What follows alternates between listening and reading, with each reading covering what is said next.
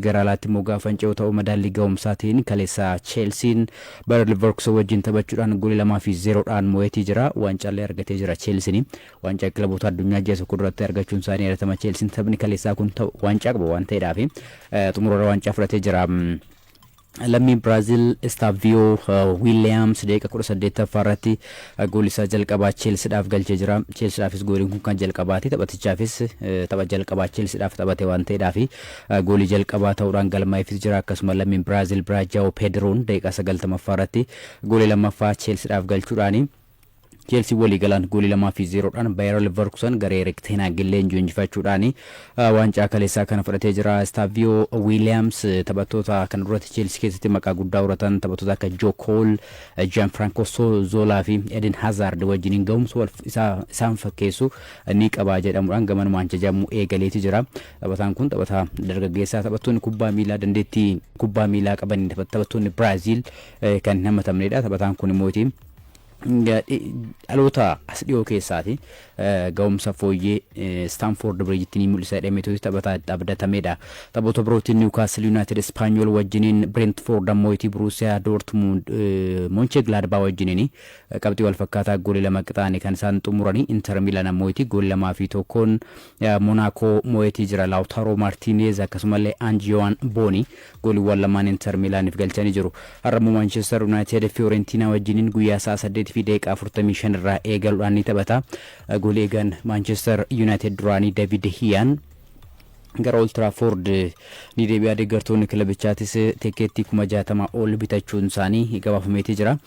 Manchester United har'a taphataa kanaaf tapha deeggartoonni kilabichaa akka inni simatu jedhameeti kan eegamu. Kilabichi immoo iddoo shaakalaa kilabichaa Carrington paawundii miiliyoona 50tti baasuudhaan haaromsellee kaleessaa iddoo leenjisaan duraanii kilabichaa Sir Alex Ferguson faan argamantti eebbiseetii jira. Manchester United wal qabatee Cristiano Ronaldo waggoota duratti akkuma dhiisee deemetti waggoota 9 dura Manchester United gaafa dhiisee deemus iddoon shaakalaa isaanii sanuma miti kan Real Madrid wal gitu miti kan Juventus iyyuu Manchester United caalaa fooyyedha jechuudhaan Manchester United jijjiirama keessa akka hin jirre qeeqeeti ture. Amma garuu sanaan waani deebii ta'u Manchester United ergasii fooyya'insa godheeni paawundii miiliyoona 50 iddoo shaakalaa kilabichaa Carrington fooyyessuudhaan kaleessa eebbiseetii jira. Sir Jim Ratcliffe qooda abbaa qabeenyummaa harka 27 bakkaamsisan ammoo Manchester United maqaa addunyaa irratti beekamuudha. Iddoo shaakalaa haaromsu qofti garuu milkaa'ina yaannu biraan nu hin ga'u. Kanaaf hojii hedduutu nu eeggataa jechuudhaan sirna eebbichaa irratti dubbatanii jiru. Taphoota madaallii ga'umsaa kanaatiin waa'ee Manchester waan kaasedhaaf achumarraan odeeffannoo kanan isin biraan ga'e. Hundumaafuu har'a sa'a tokkorraa eegaluudhaan ammoo Arsenal Athletic Bilbao wajjin ni taphata. Sa'a 12tti immoo Newcastle United Atletico Madrid wajjin ni taphatu. Odeeffannoo birootti gaafa Finca'oo mootii Rodriin taphataan sarara gidduu Manchester City miidhamni isa mudachuu isaa himameetii jira. Tapha waancaa kilaboota addunyaa Al Hilal wajjin taphatan irratti kan miidhame Rodriin kan duratti bara dorgommii darbee naannoo ji'a 7 oliif dirreedhaa fagaachuun isaanii yadatamaa. Miidhamni isaa kunis yeroo muraasaa fi tapharraa isa fageessuu akka danda'udha kan eegamu. Kun immoo jireenya kubbaa miilaa Rodriitiif fi yaaddoo guddaadha jechuun danda'ama. Miidhamni isa dura isa mudateetiin ture miidhama baay'ee ulfaataa ture, miidhama jilbaa ture. Kanaaf amma umuriin isaatis deematii jira waan ta'eedhaaf kana boodatti Rodriidhaaf baay'ee yaaddoo ta'uu danda'a.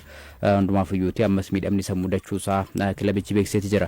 Garuu odeeffannoo birootti gaafa Finca'oo mootii waggoottan 3 darban keessatti Chelsean taphattoota akaadaamii kilabichaa keessaa bahan irraa paawundii miiliyoona 200 fi miiliyoona 50 ol argatee jira jedhamee jira. Taphattoota akka Mason Mount, Ian Mason, Conor Gallagher, Lewis Hall akkasumallee Armando Broja fa'arraa walumaa galatti naannoo paawundii miiliyoona 200 fi miiliyoona 51.2 kan argate. Manchester City paawundii miiliyoona 100 fi miiliyoona 48.5, Tottenham paawundii miiliyoona 100 fi miiliyoona 23, Liverpool paawundii miiliyoona 100 fi miiliyoona 6, Arsenal paawundii miiliyoona 97, Manchester United ammoo paawundii miiliyoona 85.5 taphattoota akaadaamii isaanii keessaa guddisanii gurguratan irraa maallaqa kana argachuudhaan kilaboota waggoota 3 darban keessatti bu'aa qabeeyyii ta'anidha. Manchester City taphattoota akka Kelechi Iheanacho, Brahim Diaz, Douglas Luiz faa gurgurachuudhaan, Jadon Sancho faa gurgurachuudhaan maallaqa kana kan argate. Tottenham ammoo taphattoota akka Harry Kane paawundii miiliyoona 86tti gurgurachuun isaa akka yaadatamudha Bayern Munichitti. Kanaaf wanti inni argate kun akaadaamii kilabicha irraa taphattoota ba'an irraati maallaqni argate akka guddatu godheeti jira. Garuu odeeffannoo jijjiirraa taphattootaatti immoo gaafa darbu Benjamin Sheshko fi walqabatee Manchester United fi RB Leipzig waliigaltee waliif mallatteessaniitii jiru jedhamee jira. Sheshkoon ammooti har'a ganama waliigaltee isaa ifatti mallatteessuudhaan guyyaa mootii tapha Fiorentina wajjin Manchester United Old Trafford itti qabu irratti deeggartoota kilabichaa wajjin wal bara jedhamee eegama. Odeeffannoo jijjiirraa birootiin ammooti Paris Saint-Germain goolii eegaalee Lucas Chevalier waliigaltee waggoota shaniitiin mallatteessifachuu isaa ESPN gabaasee jira.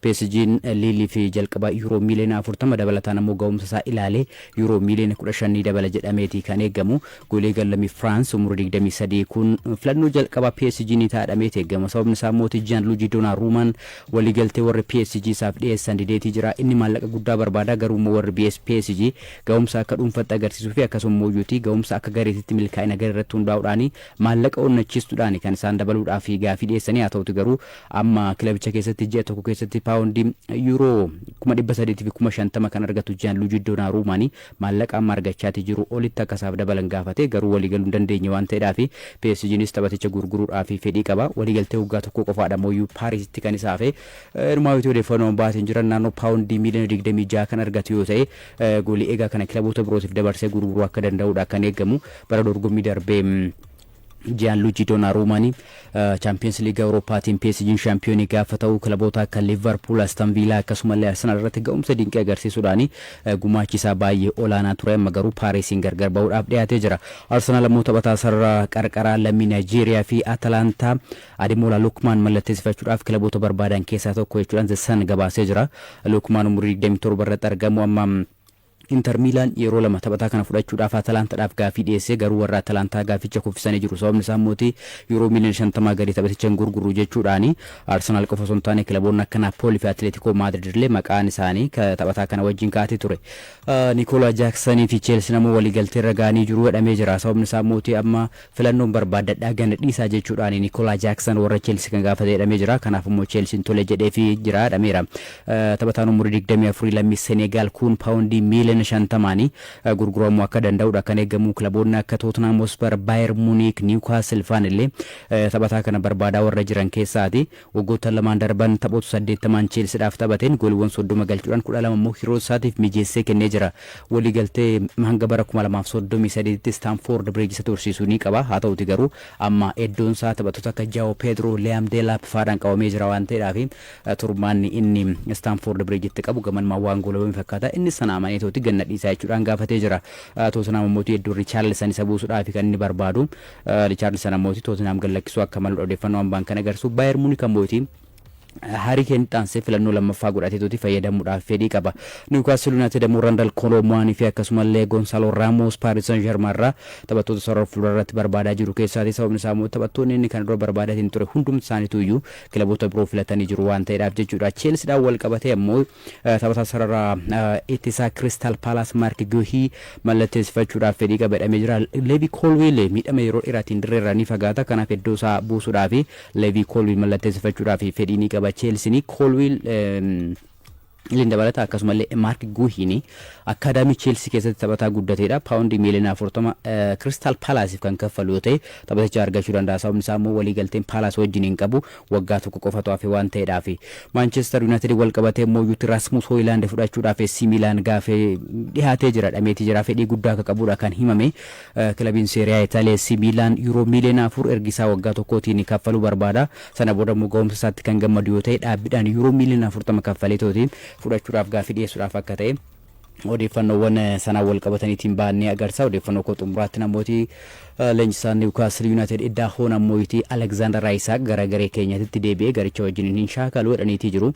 Tarii iddoon maqaan isaa jijjiirraa Liverpool wajjin hin ka'aati jira waan ta'eedhaaf amma Alexander Isak fi Newcastle United gargar ba'uun isaanii akka hin oolle odeeffannoowwan kun ni agarsiisu. Dhimma yeroo irraan kana tarii Newcastle taphataa sarara fuulduraa argannaani Alexander Isak Liverpooliif gurguruun isaa hin oolu jedhameeti kan eegamu. Iddaa hoones garee keenyatti deebi'eetooti garichatti hin makamu jechuudhaan himaniiti jiru. Garuu hanga yoomitiif akka inni garicharraa dhorkamu wanti ifa godhaniitu dubbatan hin jiru.